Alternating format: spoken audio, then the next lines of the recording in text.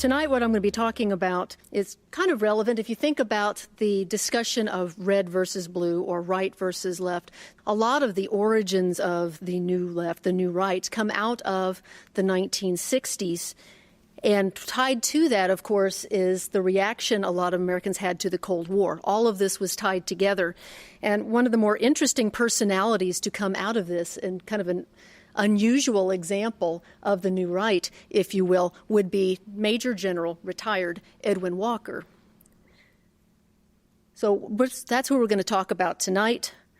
What I would like to do is kind of trace his life story a little bit, and you can see some of the development of the mindset that would set itself in some ways against many of the more prominent politicians of the day.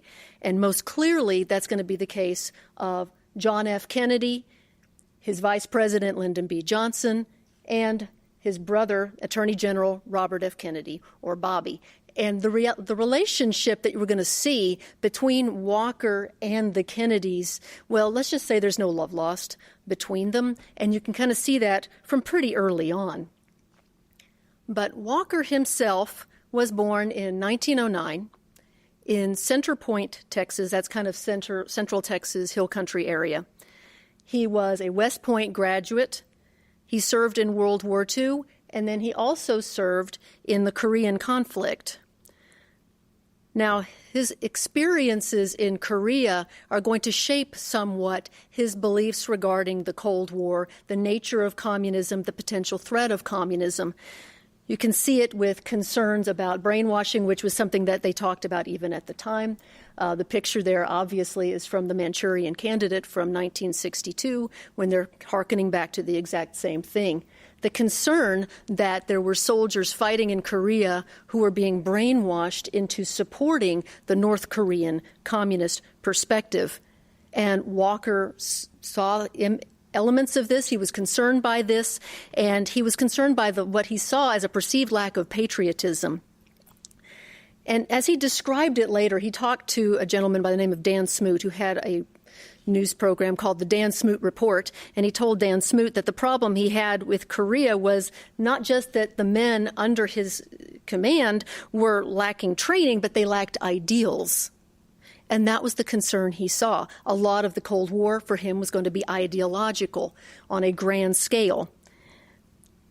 But that's what he kind of came out of. And then when he returned to the United States, time was going on, and he eventually became the commander over the forces of the federalized Arkansas National Guard in 1957, when they were trying to make sure that the Little Rock Nine, the nine high school students, African-American high school students, were allowed to enter Central High School and actually attend classes. So if you came in a little bit earlier before the talk began, they showed some silent footage of him in Little Rock, and there's a still photo up there that you can kind of get an idea about. But when he was in charge in Little Rock, as it turned out later, he talked about how he had completely disagreed with his orders. He did not believe that what Eisenhower had done was correct. He did not believe that Eisenhower should federalize the National Guard. They shouldn't be moving in a federal capacity at all. And in fact, the way he put it at one point was, in recent years, special interest groups have prevailed upon civilian leaders to employ our military forces on non-military adventures. And that's how he kind of perceived this. As he put it a little bit more bluntly, after Little Rock, he basically said, "I led forces on the wrong side by the order of a president in 1957 and 1958. So he saw the whole thing as coming from the wrong direction. Now, part of that has to do with the fact that he came from a much more conservative background, and coming from Texas in that time period, the Democratic Party is going to skew very conservative, particularly in the area of civil rights. And one of the things that Walker was concerned with was the idea of federal compulsion to force integration. And that was what he primarily had a problem with. He saw it as being too much federal control. And that's the kind of thing that over time he would see as being much more dictatorial. But while he was in Little Rock, he actually met a man by the name of Robert Welch, who was the founder of an organization called the John Birch Society. And the John Birch Society was a fairly popular conservative group. When I say conservative, think more like far right than just rather right. But they were the kind of people who tended to believe, and Robert Welch put this out in some of his publications, that Washington, D.C. was filled with people who were basically communist forces working to bring down the United States from within. And in fact, one of his earlier books, he argued that one of the people trying to bring down the U.S. was President Dwight D. Eisenhower, who was actually a moderate Republican. So John Birch tended to go a little bit further right than most people tended to see, and it helped an extremist label to stick on that society. But by the time you get into the 1960s, for example, both John Birch Society, groups such as, I'll mention this one later, the National Indignation Convention, I just like the name, honestly, and others like that, Attorney General Robert F. Kennedy eventually labeled groups such as these not just a tremendous danger, but also called them vigilantes who, as he put it, sow seeds of suspicion and distrust by making false or irresponsible charges, which is probably one reason of many why Walker had problems with the Kennedy brothers. But what happened was he kind of felt himself in sync with the John Birch Society, became probably eventually one of its more well-known members, because he found a voice through John Birch for his own concerns. But in fact, when all this was going on, he was so disturbed by his role in using the National Guard in 1957, he did consider for a while resigning from the Army because, as he put it, as the fifth column conspiracy of communists working in the U.S. government and the influence in the U.S., which he said minimized or nullified the effectiveness of, as he put it, my ideas and principles. But instead, he ended up getting moved to Germany. And in Germany, he was in charge of the 24th Division, and it was there that his background in Korea and his concern with the potential fifth column in the United States kind of went an extra step. It was there he created a program designed to protect soldiers, prepare them for what might come their way in terms of communist threats. But basically, it came out of something that was a directive of the National Security Council. What they had encouraged people to do, they put together a directive encouraging training in history and in politics for Army, Navy, Armed Forces, and so that they could be better prepared for that sort of thing. Now, eventually this directive would be rescinded by Secretary of Defense Robert S. McNamara. But basically, Walker took that idea and kind of ran with it. You ended up with a program that became known as the Pro-Blue program. And it was designed to provide, as he put it, a moral and a political foundation for his men. And he called it pro-blue, he said, because blue, he believed, stood for loyalty. And that's what he wanted. He wanted loyal men who knew what they stood for and were able to fight for the United States as they should. But the thing is, as time went on, there were people who looked into the pro-blue program and were somewhat concerned with what they saw. Now, one group that did this was a group of journalists for a magazine, a newspaper called the Overseas Weekly. This was kind of, admittedly, a rag in Germany and elsewhere that they just kind of provided interesting news stories for the armed forces where they're stationed overseas, what have you. But they wrote an article about the Pro-Blue program where they pointed out that a good portion of it seemed to be tied to the John Birch Society. In fact, a lot of the material seemed to be lifted straight from the John Birch Society. And then they said even more than that, he was pushing a much more conservative perspective on his men to the point of even telling them who to vote for. Now, part of that had to do with the fact that he actually provided a 1960 voter's guide from a conservative group to kind of give them an idea of what to expect, that kind of thing. So all of this was put into the newspaper article. And as time went on, there were other things brought to light, how he had called Eleanor Roosevelt and Harry S. Truman both pinkos, which of course meant that they may not have been red communists, but at least they had that pink tinge to them. And they suggested that maybe he was going a little bit too far with his loyalty program. Well, the Army called him in to discuss a lot of this, and when they questioned him, eventually they decided the best thing they could do was disband Pro-Blue in May of 1962, and then admonished Walker himself the next month Now, as for Walker's perspective, the only reason this happened, he said, the reason pro-blue was eliminated was because, as he argued, John F. Kennedy was trying to cater to the premier of the Soviet Union, Nikita Khrushchev. So again, you can start seeing the ties there between Walker and the Kennedys. But he challenged this as censorship. He said you had no right to do this. He actually left the Army, rejected his military pension, and moved to Dallas. So from there, that's where his career really began to take off. He published a lot of things, such as one of the pictures over here, if I can get the laser, this right here, Censorship and Survival, talked about what he was planning on doing when he moved out as a civilian. He said, it will be my purpose now as a civilian to attempt to do what I have found it no longer possible to do in uniform. Then he took it further and saying, war has been declared. Every man is a soldier. Now, the war he's talking about is fighting communism from within the United States, and that's his concern. And where does he do this? Well, in Dallas.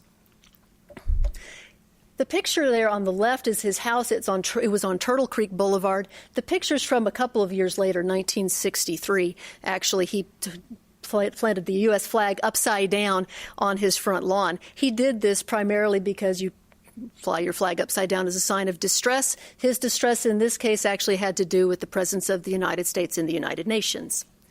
But that's where he settled in and kind of put down roots. And, well, why did he go to Dallas? Why Texas? Well, first of all, he was from Texas, but he was going to use this in his battle against the forces of communism within the U.S. As he put it in Amarillo in January of '62, he said, Texas is a vital portion of this nation. It is one of 50 states, but its influence and leadership are far beyond that of a single state among 50. Our traditions and heritage are those of independence and courage. Travis stood firm at the Alamo for Sam Houston's victory at San Jacinto. These were the terms of survival that established our heritage. These are not the terms that Washington, D.C. has now devised, if you hear what he's saying, or the ones that divided Korea at the 38th parallel. He saw Texas as the perfect example to strike out against the forces of darkness and move the United States back in a more positive direction. So what he decided to do, of course, was to run for governor in 1962. Now, he ran as a Democrat. This was not surprising given the time period. Pretty much it was assumed for a long time, of course, in Texas history, if you won the Democratic primary, you might as well just say you've won the whole thing because there's not much of a competition beyond that. So he ran as a Democrat for that capacity. He also tended to be much more conservative in areas such as the area of civil rights, which plenty of Democrats in Texas also did. But he ran as a Democrat. And he put it, I am fighting in and through the party of Jefferson, where the greatest number of Texas patriots can express themselves on the basic and vital issue of national survival, and where we can meet head-on opponents of the Jeffersonian states' rights tradition. And that's what he's taking to the people. Now, when he ran, he actually tried to get clearance from a lot of fairly well-known politicians. He went to Texas Senator John Tower, for example, for his blessing. John Tower told him not to run. He went to the South Carolina Senator Strom Thurmond, who also told him not to run, which is kind of ironic if you think about the fact that Strom Thurmond actually ran as the Dixiecrat candidate in 1948. He was telling Walker not to run. That tells you something right there. He also had wanted to meet with Barry Goldwater, who would eventually, in 1964, of course, run for president. But Barry Goldwater refused to meet with him. As far as we can gather, it was primarily because he didn't want to be associated with Walker. But he had a lot of people telling him, don't do this, but he did it anyway. And he had all sorts of interesting competition. What he considered to be some of the most interesting competition was probably John Connally, who, if you don't mind the spoiler, ends up becoming, of course, the Democratic candidate. But he labeled him as Lyndon Johnson's hand-picked candidate. For him, that was the biggest problem, that Johnson had even recommended him. Other people had gone even further than that. One guy named J. Evetts Haley, who would eventually be known for writing a book called A Texan Looks at Lyndon, from a very antagonistic perspective, called John Connally Lyndon's boy. But Walker became one of 6 candidates in the Democratic primary for the governor. And during the campaign, he was willing to tell you who he stood against pretty easily. Dwight D. Eisenhower, who was, of course, no longer president, John F. Kennedy, Lyndon B. Johnson, the State Department, the Supreme Court of the United States, and Nelson Rockefeller, who wasn't really going anywhere, although there was some consideration that he might end up being a presidential candidate. But of all of these, in particular, he was going to focus in on Kennedy, Johnson, and their administration. He was very concerned that Kennedy was, as he put it, prosecutor and judge of all of Walker's activities. Walker saw himself very much in this time period as being the target of a vast communist conspiracy trying to root him out before he could shine a light on their nefarious deeds. And he thought that Kennedy was in charge of a lot of this. But worse than that, one of the biggest concerns that Walker had as a former soldier was that Kennedy, as he put it, planned to place all armed forces and weapons under the United Nations. That was his biggest concern. If you bring it in to a multilateral organization like the UN, the U.S. no longer has control, and that was one of the biggest problems he saw. As a result, both John F. Kennedy and Lyndon B. Johnson, who he said supported all of this, he called them the Potomac Pretenders and challenged them at almost every step. He did the same with Johnson, talked about how Johnson double-crossed every true conservative and even every ultra-liberal in Texas. And if Johnson was going to try to challenge him on elections, well, he said, well, Johnson had done more to destroy free elections than any man alive. If you remember what happened in 1948 when landslide Lyndon managed to win the way to the Senate by a mere 87 votes, that's probably what he was referring to. But again, made it very clear that's who he's running against. Not so much the other gubernatorial candidates as Kennedy, Johnson, and, well, Bobby Kennedy, who he mentioned in one interesting throw-out phrase, how Bobby Kennedy had slurred Texas history. I don't know what he meant by that. I'm kind of curious, but needless to say, Kennedys were the problem in a lot of this stuff. Now, while he was running for governor, of course, you go out, you have all your press conferences, you make friends with the press. He had a really unique way of doing that. For example, he had a press conference at the Austin Municipal Airport in March of '62, and you had plenty of newspaper journalists and photojournalists taking pictures and what have you, and he told them to stop. And they told him, well, we have the right to take your picture. He said, yes, and I have the right to tell you not to. And in fact, one of his supporters who was there actually pointed out to one photographer, said, well, if you want a face full of fists, just take another picture. So the relationship with the press was, shall we say, unique. Happened again when he went to Washington, actually, in April of '62, to speak before a Senate committee. After he had spoken, a journalist by the name of Thomas V. Kelly actually approached him and asked him why another person who had spoken, the leader of the American Nazi Party, George Lincoln Rockwell, had praised Walker so fully. And, well, Walker's response was to punch him and give him a black eye, which Kelly was nice enough not to press charges. But this was not unusual for Walker. He had a very contentious relationship with the press. In fact, at one point, it was in 1963, a year later, he went to a luncheon held by the Dallas women's group called the Public Affairs Luncheon Club, where George Wallace, the segregationist governor of Alabama, was speaking, and Walker was in attendance. And a cameraman by the name of George Phoenix decided to come up and try to get some silent footage of Walker watching. And what ended up happening is that Walker stood up, grabbed Phoenix, threw him up against a table full of plates, knocked all the plates over, proceeded to pummel him in the back, and then went and sat back down. And apparently a few people applauded, but not members of the Public Affairs Luncheon Club, because that's not showing a lot of decorum. But he had, let's say, an unusual relationship with the press as a result of this. But even with, shall we say, a colorful campaign, he still came in 6th out of 6 candidates. It was an interesting thought. It didn't pan out quite the way he had hoped it actually would. But by the fall of 1962, he had a new focus. What happened in the fall of 1962 is that James Meredith was going to be trying to enroll at Ole Miss in Oxford, Mississippi. And there was a lot of contention and debate around the process of integrating college campuses, particularly across the South. But in September of 1962, James Meredith was trying to matriculate, and Attorney General Bobby Kennedy sent in 127 U.S. Marshals, 316 members of the Border Patrol, and 97 members of the Federal Bureau of Prisons to come in and make sure that Meredith could go in. But Walker went along too. And what Walker wanted to do, he said he was in Mississippi to show opposition to tyranny like he had seen in Little Rock. He wanted, as he put it, to encourage massive, peaceful protest against federal tyranny. And he urged other people to do the same. As he put it, I am certainly not in sympathy with any efforts with forced integration, which seems to be the issue at present. So he made his point very clear, what he was attempting to do.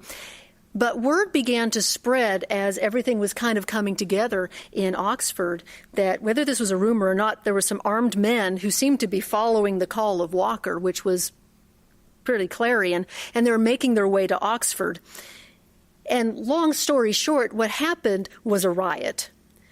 Students were using bricks, rocks, sticks, all sorts of other things, and Walker was present in the midst of all of this. Now, the question is, how involved was he?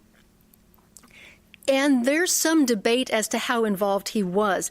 The UPI reporter who was present said Walker was actually calling for peaceful protest, was standing out of the way, and was not involved. The AP reporter disagreed. So there were people on both sides saying whatever they wanted to see, but eventually what happened, and you can see it from the picture on the slide, well, Walker ended up being arrested at the encouragement of Bobby Kennedy for rebellion, insurrection, and seditious conspiracy. But where they handled it from there made life a little bit more interesting, because he didn't just have him arrested, he put him under basically a 90-day observation and mental examination. There was some concern that Bobby Kennedy had that Walker might not be quite as stable as he should be. This was not the first time anybody had suggested this. When he was in Germany, there had been some question if he maybe had a brain tumor or something along those lines.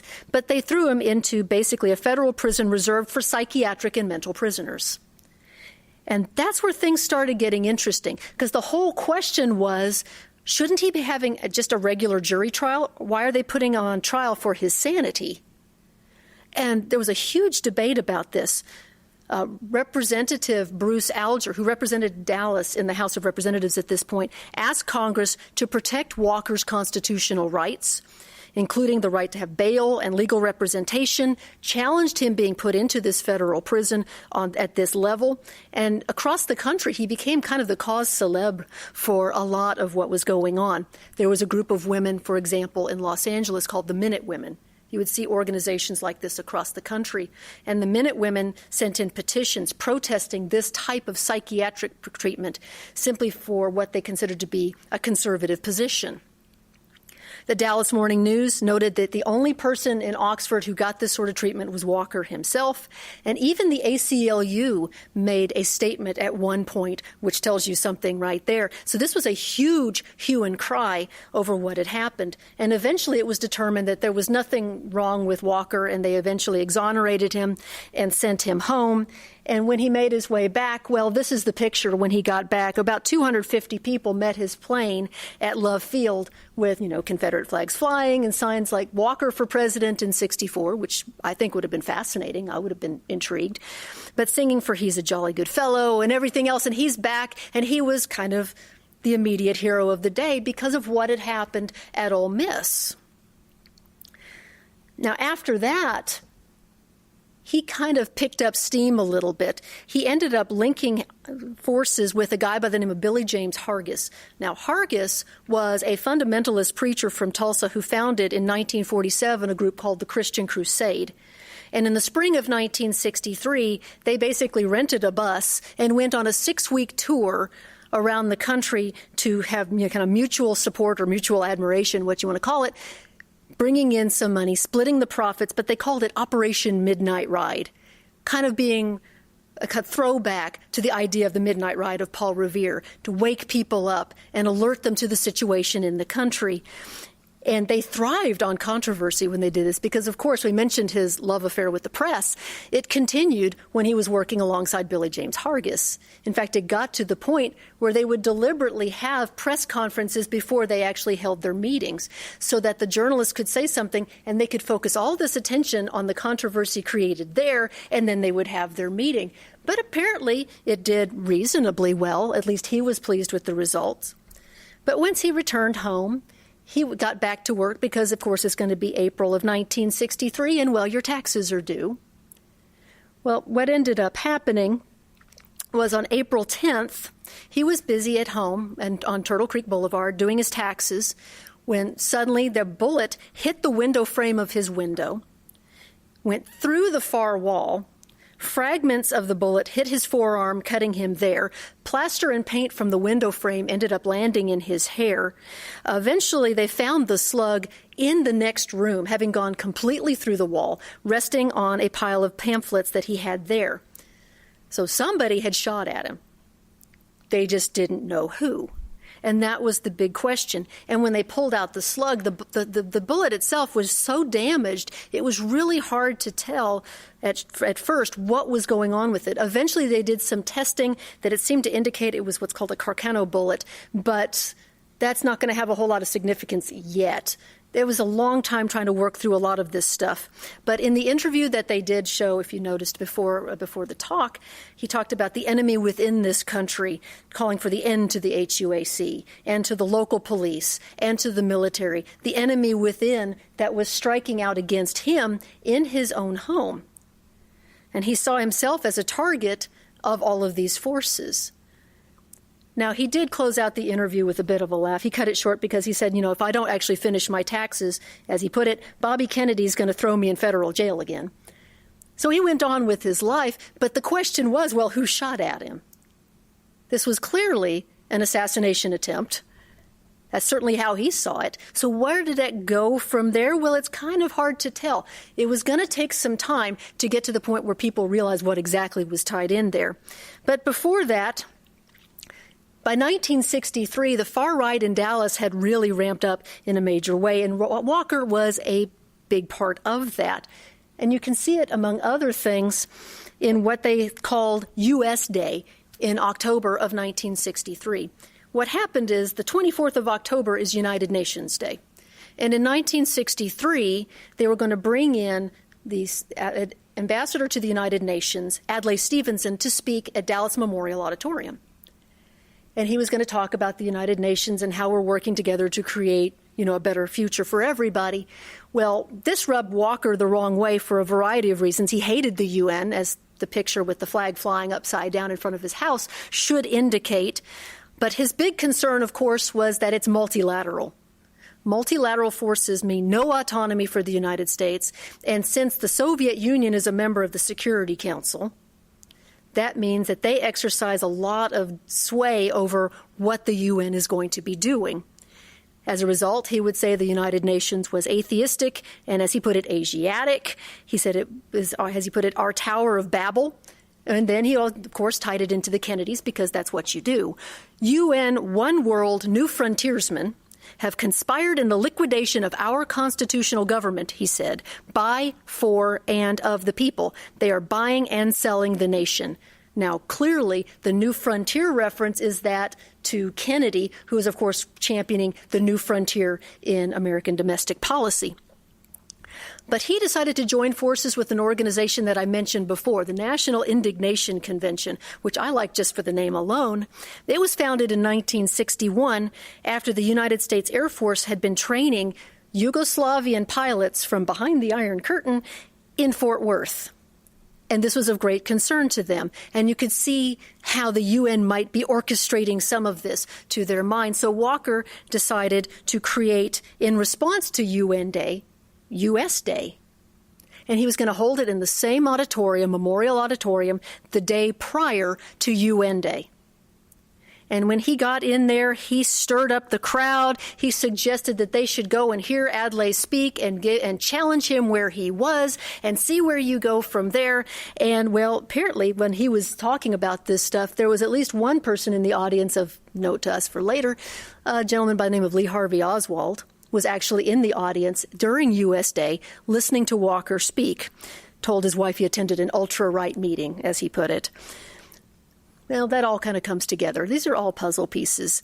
But what happened was the next day they had UN Day. Adlai Stevenson came and was trying to speak, but a lot of people who supported what Walker was doing poured into Memorial Auditorium, tried to shout him down. They brought air horns. They made it very difficult for him to speak. And then when he was finished, as he was trying to make his way out to the car, at least one person, a college student, spit at him.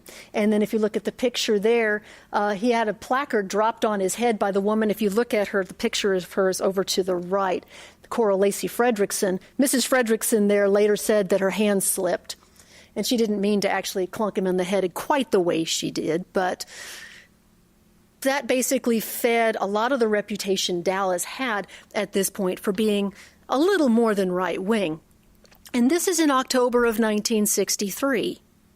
This is 1 month before John F. Kennedy was planning on coming to Dallas to try to work on ways to make nice with Texas Democrats who had a major problem with him for some of the same reasons Walker did, trying to prep for the 1964 presidential election. So all of this was coming together at the same time. So when you get to November of 1963, when Kennedy came in, one of the things that met him was a lot of the same flyer, the Wanted for Treason flyer, which you see on the slide. Walker himself did not create this flyer, but he knew the gentleman who did, and he had worked with them in the past. So there were some ties. They were kind of same mind. And so there's some indication that he was at least aware of the flyers when they went out. The same thing was also going to be true.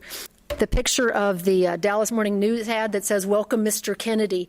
The same man who put together the Wanted for Treason flyers also helped pay for the ad, the full-page ad, in the Dallas Morning News, challenging Kennedy for his foreign policy that seemed, frankly, too communistic to be real. But again, there's those ties with him and Walker. But, of course, we all know what happened on November 22nd of 1963 with the assassination of John F. Kennedy, with people pointing fingers at the new right, and particularly the far right, and blaming them for what actually was happening.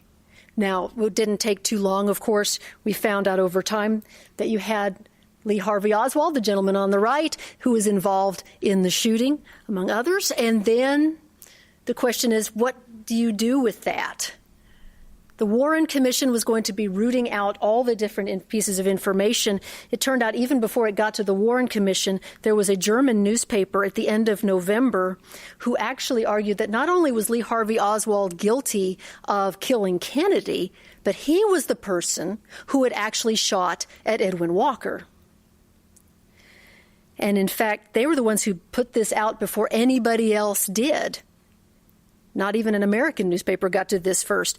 And so as a result, Marina Oswald, who is in the picture on the left, was eventually questioned by investigators. And through the information that they got from Marina Oswald, the Warren Commission determined that, in March of 1963, Oswald had practiced some surveillance on Edwin Walker, on his house, checking his goings out and his comings in. And then in April, he had shot at him. And in fact, the same type of bullet they determined it eventually to be, the Carcano bullet, is the same kind that was used in the Kennedy assassination.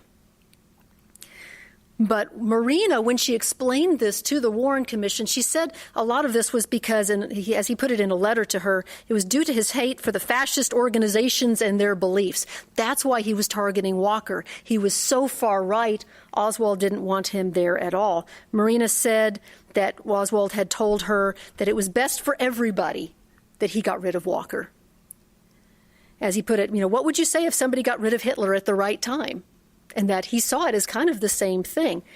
Now, the evidence for this she provided to the Warren Commission was a letter that he had written to her. Now, most of his material that he had written out, a lot of it he had destroyed himself.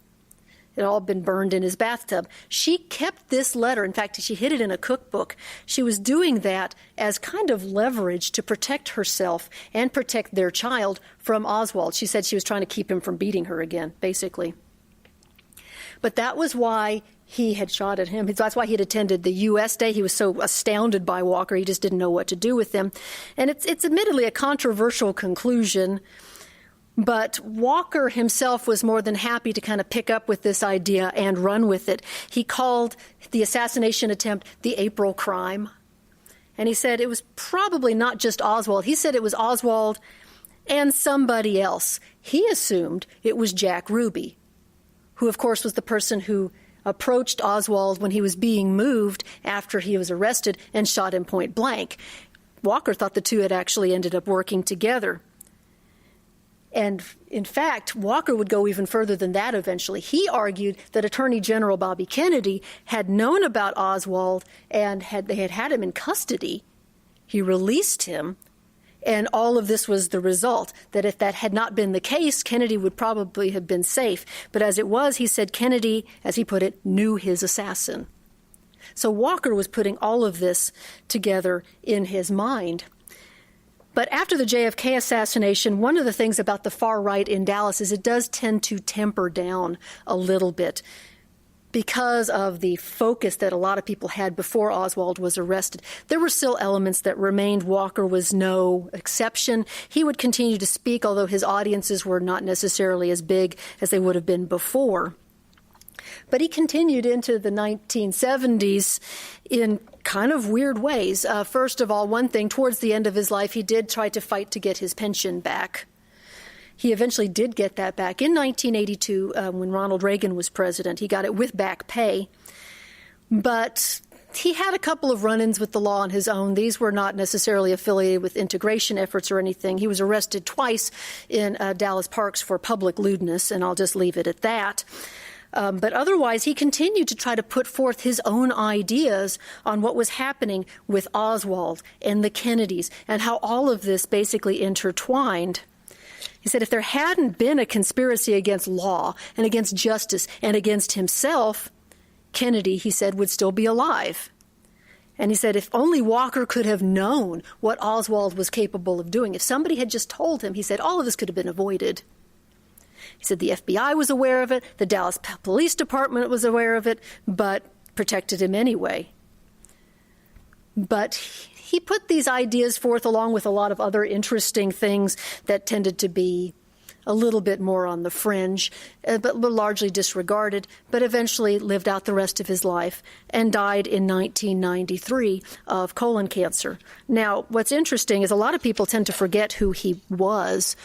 Even at the time, though, there was at least one person, John Leadham, who was the Republican county chair in Dallas County in the early 60s, argued about Walker. He said, he wasn't as prominent as you're making him out to be.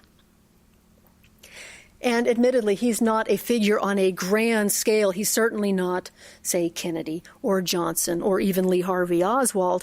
But he was intertwined with a lot of the major events of the early 1960s. And as a result, he's certainly an interesting player in it.